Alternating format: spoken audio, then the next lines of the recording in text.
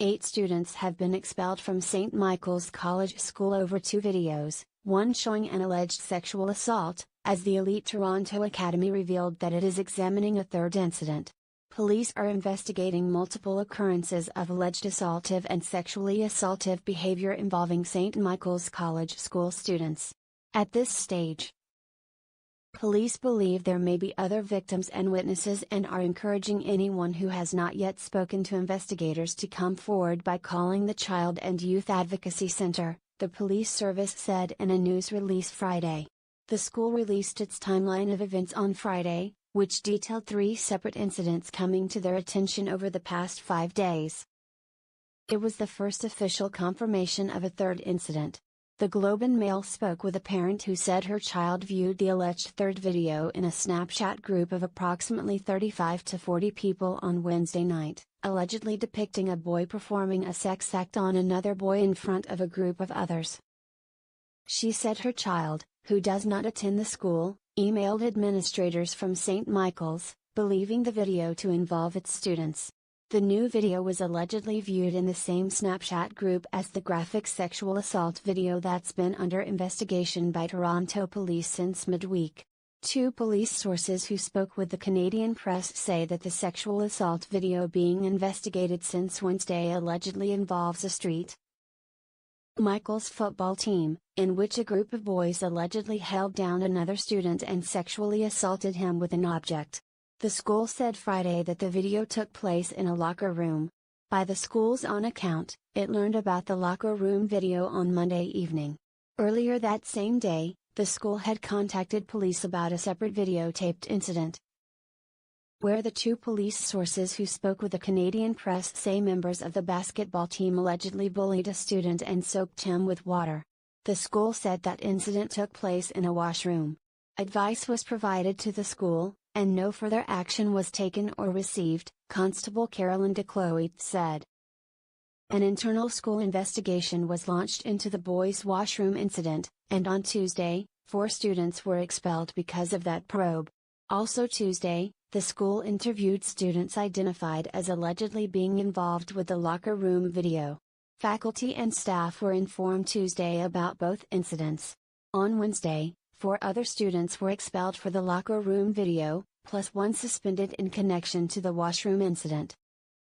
Police also learned about the locker room video on Wednesday, but Constable DeCloet told the Globe and Mail that they learned about it through media inquiries.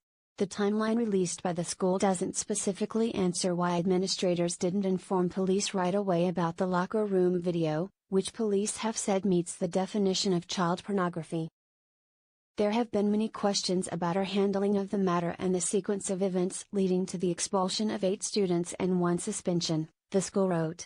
The priority for the last 3 days has been on the victims, students, and our staff and faculty. Several meetings have been held at the school, including 2 with parents on Friday. Administrators and coaches met with the junior football team Thursday.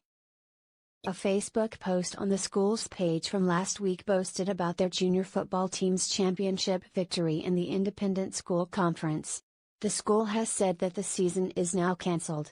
As school administrators and educators, we bear a heavy responsibility to help guide our students through a challenging period in their lives. When external forces are often in conflict with the notion of doing the right thing, the school wrote Friday, and these incidents were a stark reminder that we have more work to do.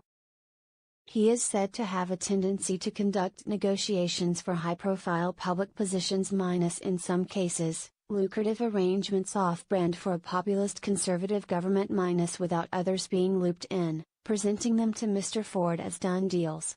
The reported $350,000 salary for Conservative insider Ian Todd to serve as Ontario's trade representative in Washington was cited by multiple sources as an example. But the most polarizing aspect of Mr. French's approach to his job is the way he throws his weight around with other Tories at Queen's Park minus encouraging fealty and discouraging independent thought in ways that are unusual even by the hyper-disciplined standards of Canadian parliamentary democracy. In proceedings where political staff usually aren't welcome to participate, he has taken a lead role.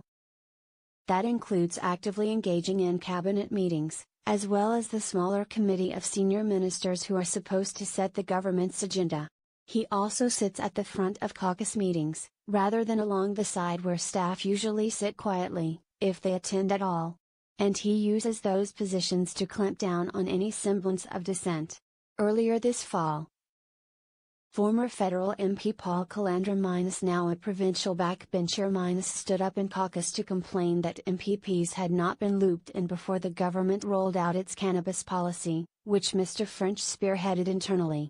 That level of criticism is not unusual at caucus meetings of most governments, including the Stephen Harper-led one that Mr. Calandra served in, and can be an important component of representing constituents.